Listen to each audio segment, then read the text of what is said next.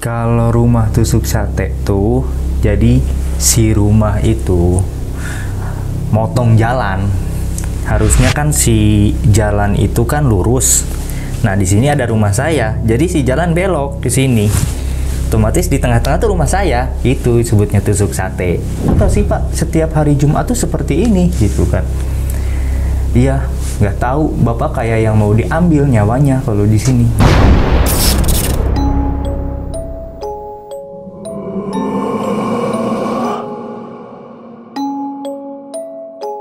Assalamualaikum pemirsa, kembali lagi bersama saya di Wali Misteri. Nah, di Warna-Wari Misteri kali ini, di samping saya sudah hadir Harley yang punya pengalaman mistisnya ketika mendiami rumah angker tusuk sate.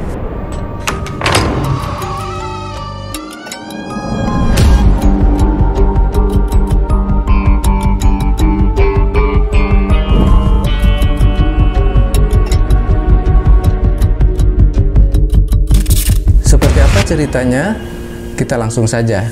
Apa kabar Harley? Alhamdulillah baik. Ini seringkali orang kan menyebutnya rumah tusuk sate seperti itu ya? Iya benar Bang. Kayak gimana sih tusuk sate itu? Kalau rumah tusuk sate tuh, jadi si rumah itu motong jalan. Harusnya kan si jalan itu kan lurus. Nah, di sini ada rumah saya, jadi si jalan belok ke sini. Otomatis di tengah-tengah tuh rumah saya. Itu disebutnya tusuk sate. Gitu. Oh, jadi rumah yang bertepatan dengan jalan. Jalan, iya gitu. Totogan jalan banget gitu.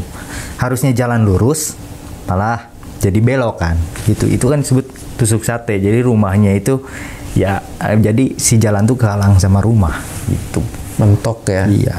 Seringkali dijadikan mitos ya oleh penganut kepercayaan tertentu bahwa rumah tusuk sate itu konon katanya mengandung muatan-muatan magis atau magic atau mistis seperti itu ya. Ya benar Bang, benar. Nah, makanya aku kan pengen tahu nih cerita lu pada saat mendiami rumah tusuk sate itu seperti apa gitu loh, Li.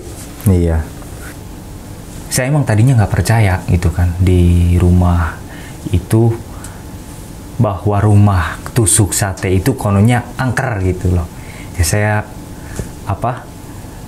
biasa aja untuk ya pas waktu itu bikin rumah di situ tahun 2000 bikin rumah di situ. Ya pas pertama-pertama ya normal-normal aja kayak yang lain gitu kan, normal aja. Tapi yang ngalamin ibu saya, tapi nggak pernah cerita gitu kalau ke saya. Yang ngalamin ibu saya sering diteror, dimimpiin kayak orang gede, terus kayak ular gitu kan. Mama saya ketakutan di situ kan. Soalnya posisinya di situ mama saya sendiri gitu. Maksudnya yang tidur tuh nggak ada yang nemenin. Saya di situ bertiga. Rumah tuh ada 3 kamar gitu kan. Pertama kamar saya, kedua kamar adik saya, yang ketiga kamar orang tua saya gitu kan. Pasti mama saya itu minta ditemenin tidur karena ketakutan di situ gitu. Ya saya juga pun takut gitu. Pas awal 2006 tuh saya pernah kejadian ya, maksudnya ngalamin kejadian kayak gitu. Percaya juga, saya baru percaya di situ bahwa di rumah itu serem gitu. Ngalaminnya seperti apa loh? Yang ngalaminnya waktu pas udah malam ya mau tidur nih, saya pasti itu aja yang pertamanya masih saya mikirnya itu ya mungkin apa gitu kan, kayak misalkan orang yang lewat gitu kan, terus tikus yang jalan di kayak gitu di atas, di atap gitu kan. Ternyata Oke, tahan dulu. Nah, pemirsa, terima kasih kepada Anda yang sudah menonton video ini dan jangan lupa like, komen, dan share. Jangan lupa subscribe bagi yang belum, dan yang sudah subscribe saya ucapkan terima kasih yang sebanyak-banyaknya.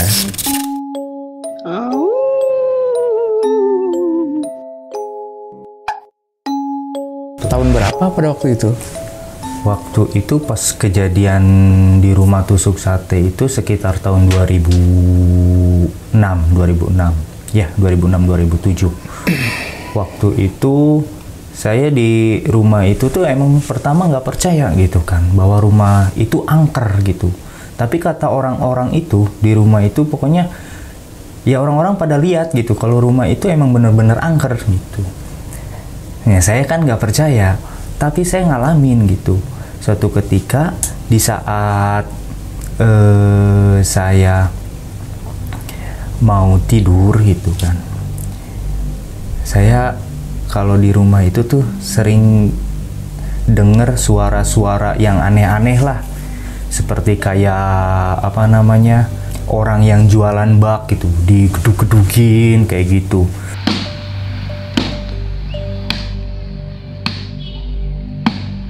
Terus di atas rumah gitu kan suka ada suara berisik banget. Awalnya saya mikir, itu mungkin kan tikus gitu.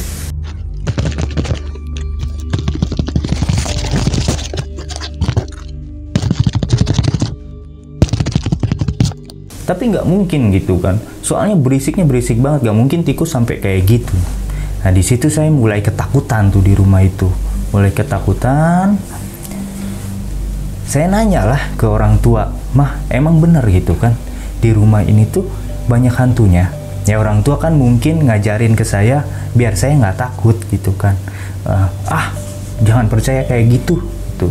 Sedangkan mama saya juga di rumah itu tuh ngalamin gitu kan ketakutan.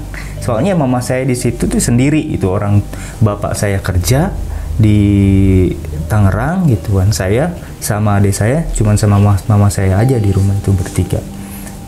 Ya mama juga kadang suka cerita gitu kan ke orang-orang gitu bahwa mama sering mimpi didatengin orang gede gitu kayak ular gitu kan. Ya saya cuman maksudnya nggak terlalu percaya juga kayak gitu, tapi saya ngalamin gitu kan, setiap malam pasti ada suara kayak gitu kan. Mama saya juga dengar gitu suara kayak gitu, dengar gitu kan. Nah suatu ketika di saat tahun 2000 berapa ya, 2011an, mama saya tuh nyuruh ke saya gitu. Saya abis pulang nongkrong langsung kan, "Mah gitu, bukain pintu gitu kan," soalnya kan udah dikunci gitu kan, mama saya udah tidur gitu. Mama saya langsung bukain, langsung kan mama saya tidur lagi, nyuruh saya tolong nyalain bat nyamuk gitu kan, bat bakar nyamuk. "Oh iya mah," gitu kan. Nah, mama saya tidur lagi. Otomatis saya tuh ke warung kan di situ tuh masuk tusuk sate itu saya ngewarung juga gitu kan. Saya ambillah obat nyamuk itu ke warung, langsung saya nyalain. Saya langsung ke dapur, ke kamar mandi kalau nggak salah, kamar mandi.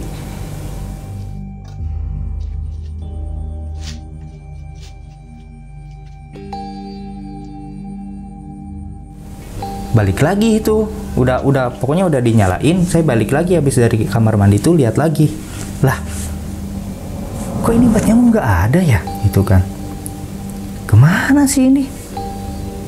Saya berpikir positif aja gitu, mungkin kan ya diambil sama adik saya gitu atau apa gitu kan, atau lupa naruh ya, atau lupa naruh atau gimana, atau lupa perasaan gitu. Udah ini obat nyamuknya ada, yang bungkusannya juga masih ada gitu kan di sini gitu kan, tapi kalau di sini obat nyamuk nggak ada gitu. Ya udahlah, saya berpikir positif aja gitu kan. Nah habis itu ya saya nyalain lagi lah ya, yang kedua kalinya tuh, satu lagi nyalain lagi, set. Udah, saya langsung ke dapur, lapar kan, saya bikin mie. Setelah makan mie di dapur, udah makan beres, balik lagi, saya langsung teriak di situ.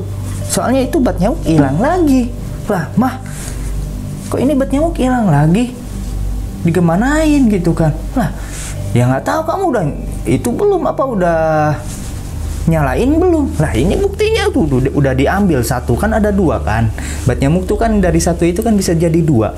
Udah, ini tinggal berapa ini? Ini bekas ininya juga masih ada, tapi kok bat nyamuk udah nggak ada. Terus selain mama di rumah itu ada siapa lagi? Cuman ada adik saya doang sih gitu kan. Adik saya juga langsung bangun di situ. Oh memang tidur? Ya emang udah tidur. Soalnya kan di situ emang posisinya udah jam setengah duaan malam gitu. Mama saya nyuruh buat nyalain bat nyamuk gitu. Nah di situ saya, wah iya bener juga ya, iya rumah ini tuh angker banget gitu kan. Ada sesuatu yang ganjil lah ya. Iya, ada sesuatu yang ganjil gitu, maksudnya mama saya sampai ketakutan. Terus saya pun diem di rumah itu saking takutnya, tidur nggak pernah sendiri gitu kan, pasti sama adik saya, kalau nggak sama mama saya gitu. Sedangkan saya udah besar gitu kan, tapi ya namanya takut gitu kan, pasti aja ada kejadian kayak gitu. Sampai-sampai saya tidur sama mama saya aja masih dengar gitu suara yang gedugan kayak gitu tuh.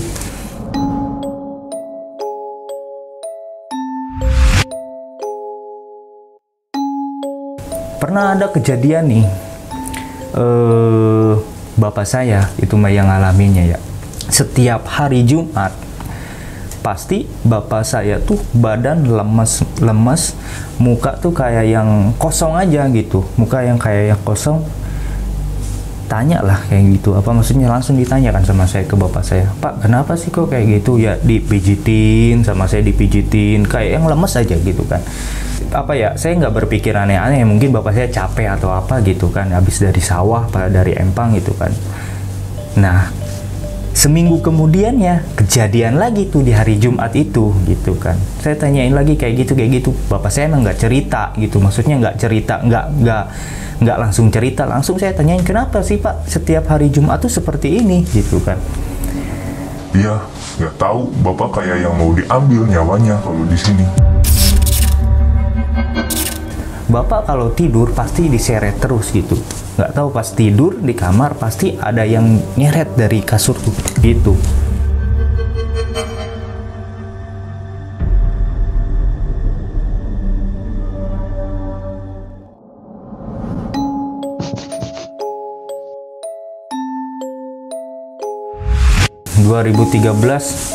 Itu yang paling saya takut tuh di situ.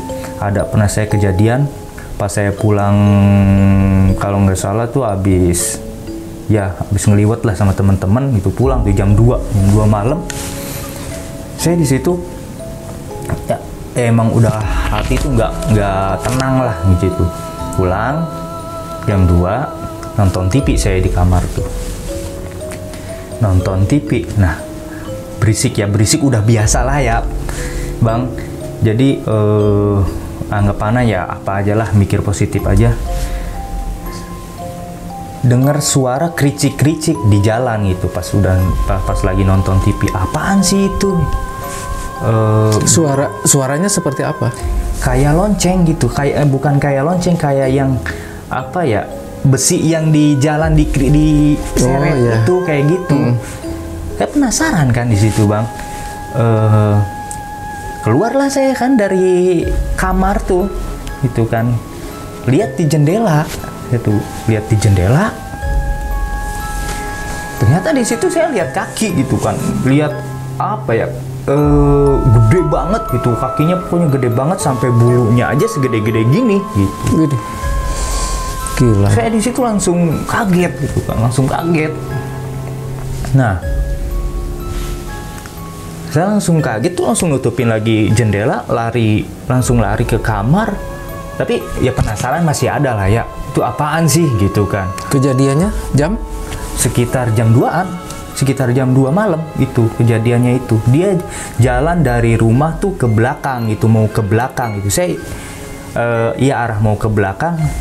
Saya lari ke kamar, ya penasaran, saya langsung ke dapur. Di dapur tuh ada jendela lagi, saya lihat. Itu gede banget. Lari ke belakang, di belakang tuh emang ada empang, terus ada saung. Dia lari ke situ. Gitu. Monster bukan monster ya, makhluk halus gede banget itunya ya. Lihat ke situ, lari ke situ gitu kan. Sampai bulunya aja segede-gede gini.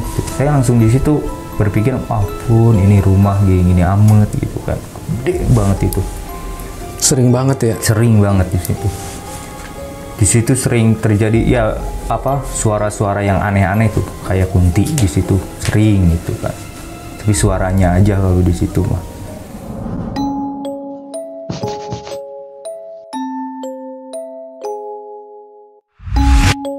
Saya waktu itu pas di Empang ya. Waktu itu kan mau panen, ceritanya sehari lagi mau panen, otomatis kan di Empang itu kan dijagain, takut ada yang maling kan ikannya. Terus pakannya takut ada yang itu, ya udah biasa lah gitu kan. Setiap mau panen tuh pasti ditungguin gitu kan sama orang-orang itu kan, pada ngopi lah di situ kan. Di saung tuh, di saung pada ngopi, ada 6 orang kalau nggak salah. 6 orang. Ya udah malam lah, udah jam 1 jam 2-an gitu, udah asik-asik, udah pada mau tidur gitu, mau apa. Lihat kuyang di situ, lihat kuyang. Bang, kuyang itu kan kepala ya? Iya, kepala yang ada banyak apa jeroannya itu, kayak gitu. Oh gitu? Iya. Lo pada waktu itu sama siapa aja? Sama teman saya 2 orang ya. Terus bapak-bapaknya 1, 2, ya 3 orang. Kan totalnya 6 gitu kan. Ya di situ lihat semua. Enggak, lihat gitu. semua itu. Lihat semua gitu, Mas. Kalau saya yang berlima langsung kan di saung itu ada kamar gitu kan. Saya langsung lari semua ke situ, ketakutan gitu loh, Bang.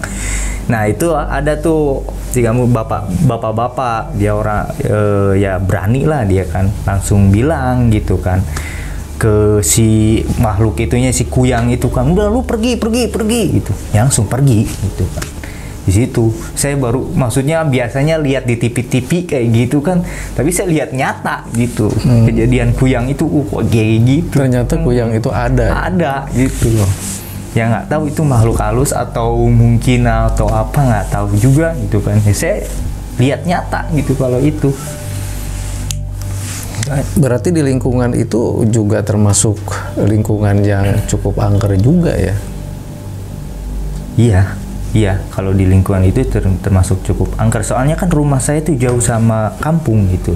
Rumah saya itu yang pertama gitu, tapi jauh gitu sama kampung lah. Sekitar ada 100 meteran baru kampung gitu. Kampung satu, ya jauh gitu pokoknya.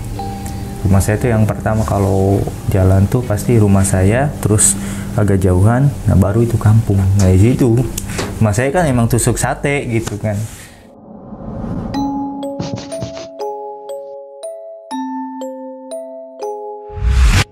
Udah lama gitu kan. Ya saya juga udah agak nggak takutan juga kayak gitu, udah maksudnya nggak terlalu dipikirin. Karena udah terbiasa dengan teror-teror makhluk halus gitu, itu ya. Teror-teror makhluk halus itu. Nah, kejadian lagi pas saya mau BAB lah ya, mau ke kamar mandi gitu kan. Itu sekitar jam 8 sore lah, jam 8 sore. Ya saya biasa aja gitu kan. Emang tadi sebenarnya sih saya tuh kalau ke kamar mandi itu pasti ditemenin, soalnya saking takutnya gitu kan, pasti ditemenin sama adik saya, kalau enggak mama saya. Kalau misalkan saya pengen kencing malam-malam gitu, pasti ngebangunin mama saya. Nah, saya ngeberaniin aja gitu pas ke kamar mandi sendiri. Ya pikir positif aja. Pas saya mau jongkok, di situ saya lihat tangan gitu, banyak darah pokoknya itu. Keluarnya dari WC itu pokoknya.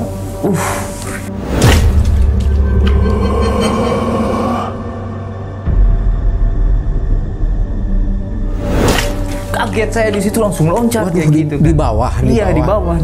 Ngeri juga ya. Iya, pokoknya di sini di tangannya banyak darah, luka-luka lah kayak gitu kan. Saya langsung kaget kan, langsung teriak, "Mama, gitu kan, gitu. Langsung lari saya ke depan gitu kan. Saya ngomong, "Mas, saya lihat ini," gitu, lihat tangan di situ. "Wah, masa?" gitu kan. Larilah ke belakang, ya langsung nggak ada gitu kan. Cuma saya doang yang lihat di situ kejadian tangannya kayak gitu, mau nerga gitu kan. Saya pas mau jongkok kayak gitu, lihat ke sini, aduh, ya langsung gitu lagi, saya langsung lari gitu. Disitulah pas kejadian itu, "Mah, saya nggak betah di rumah di sini," gitu, nggak betah banget gitu kan. Gimana kalau kita pindah aja? Mama aja kan di sini usaha udah lama, bukannya semakin maju malah semakin norot terus gitu kan. Semakin turun. Usaha mama kan banyak gitu kan. Seperti rias pengantin juga, sawah juga, sampai habisnya kan gitu kan. Mikirin di situ, pindahlah. ke rumah nenek gitu kan, ke rumah nenek. Dapat berapa bulan, sebulan apa 2 bulan gitu ya di rumah nenek itu. Mama saya nggak betah, balik lagi ke rumah itu, sekitar sebulanan di rumah itu. Ya kejadian lagi kayak gitu. Mama saya ketakutan terus, lah saya juga nggak betah gitu kan, sering diteror terus gitu kan. Habis itu, nah sebelum ya, mutusin lagi tuh mau pindah, maksudnya sehari sebelum mau pindah lagi, mutusin fix gitu buat pindah, udah nggak usah tinggal lagi di rumah ini gitu kan. Saya ngalamin kejadian itu yang paling saya jelas banget gitu kan.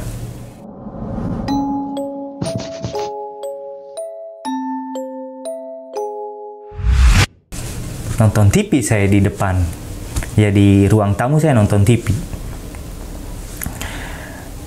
Ya lagi asik lah ya, ketawa-ketawa nonton apa ya dulu tuh tapi gitu. Itu di pinggir bang lihat kepala gitu kan, lihat kepala ngeglutuk kayak gitu terus, bolak-balik terus kayak gitu. Elunya nonton sendiri? Apanya? Nonton TV sendiri? Iya, nonton TV sendiri sih. Itu posisi saya lagi sendiri, orang tua udah pada tidur. Ya kejadian tuh saya pas lagi sendiri terus gitu. Ya habis itu kan saya kaget kan di situ, udah wah lihat kepala. Wah, masa itu lihat darahnya juga ada gitu kan. Emang bener ada darah? Ada darahnya juga gitu kan. Mama juga lihat dong? Kalau kepalanya mah enggak, darahnya. Enggak, darahnya. Darahnya lihat di situ. Oh. Gitu. Langsung mutusin di situ udah pindah. Besoknya pindah langsung saya. Orang-orang kan pada nanya gitu kan. Kenapa pindah gitu kan? Emang kenapa di rumah itu kan? Nggak percaya tuh, lihat aja tuh di sini ada apa, darah gitu kan. Itu semalam tuh saya lihat ini gitu, lihat kepala glutuk di sini gitu. Saya ceritain semua, saya lihat tangan, lihat makhluk yang gede banget gitu kan, saya ceritain semua. Ya terus ada tuh yang nyeletuk kan, misalkan orang kayak warga di situ juga ngomong, iya saya juga pernah lihat di situ, pernah lihat di situ. Iya emang dilihatnya itu rumah walaupun bagus, kayak baru juga, tapi kelihatannya gimana ya, kayak yang rumah kosong, semu gitu lah, kayak gitu. Ya udahlah, setelah mutusin buat pindah ke rumah nenek, perbedaannya jauh banget gitu lah. Di situ mama saya juga mulai ya harus betah gitu, daripada balik lagi ke situ, ke rumah itu gitu kan, bikin nggak betah, langsunglah bikin rumah di depan rumah nenek tuh, bikin rumah lagi gitu kan, buat gitu. Beda jauh gitu kan tenangnya gitu. Iya. Kan. Akhirnya setelah beberapa kali kejadian mistis dan keluarga lebih memutuskan untuk pindah rumah karena emang udah nggak kuat gitu di situ. Soalnya pernah saya nanya gitu kan, kenapa sih gitu kan, rumah ini tuh rumah tusuk sate ini serem banget gitu kan. Nanyain, maksudnya rumah saya sendiri, ke orang pinter gitu, saya nanyain. Ya bener cina itu. Kalau di situ tuh walaupun kita diusir, walaupun makhluk halusnya diusir, pasti tetap lagi ada lagi gitu. Jadi itu tuh kayak terminalnya gitu loh. Jadi misalkan kita usir ya ada lagi, datang lagi yang lain gitu. Akhirnya Harley percaya nggak bahwa tusuk sate itu adalah angker? Percaya, itu percaya banget. Misalnya saya ngalamin sendiri gitu loh. Tadinya emang nggak percaya, tapi yang saya alami tinggal di situ berapa tahun ya, dari tahun 2000 sampai tahun 2017. Jadi saya ngalami sendiri gitu, gimana seremnya, gimana sampai manggil pemburu hantu gitu loh, yang narik-narik ustadz-ustadz yang bisa narik hantu di situ gitu kan. Sampai manggil di situ, saya mandi beras kayak gitu kan. Terus hantunya ketarik nggak tuh pada waktu itu? Kalau saya lihat sih, saya kan ya lihat ya di sini, maksudnya kalau lihat hantunya sih enggak. Tapi yang saya lihat dengan mata itu pas dimasukin ke botol, si tutup botolnya itu macam sampai ke atas gitu loh. Kan nggak mungkin kalau digituin kan, pas digini tutup, taruh, gitu langsung nggak kuat gitu, langsung ke atas tuh. Terus kata si pemburu hantunya kalau pengen lihat, coba foto aja gitu. Terus baca nama Allah gitu kan. Cobalah sama saya tuh bang, pakai dulu HP Sony gitu kan. Saya foto, cepret, dilihat. Kalau di botolnya mah nggak ada, pas dilihat di HP-nya ada. Itu telinganya gini nih, wih kayak gajah kayak gitu. Takut banget itu, matanya hitam, gede. Terus setelah dicoba dengan kekuatan supranatural orang pintar, ya. Bagaimana setelahnya? Apa masih diteror juga atau masih tetap ada? 2 hari kemudian kejadian lagi, ternyata di situ lagi. Oke, terima kasih Harley sudah berbagi cerita mistisnya dan semoga semuanya tetap sehat ya. Amin. Oke. Nah, demikianlah pemirsa cerita mistis yang dialami Harley ketika mendiami rumah tusuk sate. Bagaimana dengan Anda? Ada dulu baru yakin atau yakin dulu baru ada? Saya Walim Nur Hadi pamit undur diri, sampai jumpa di cerita-cerita mistis berikutnya.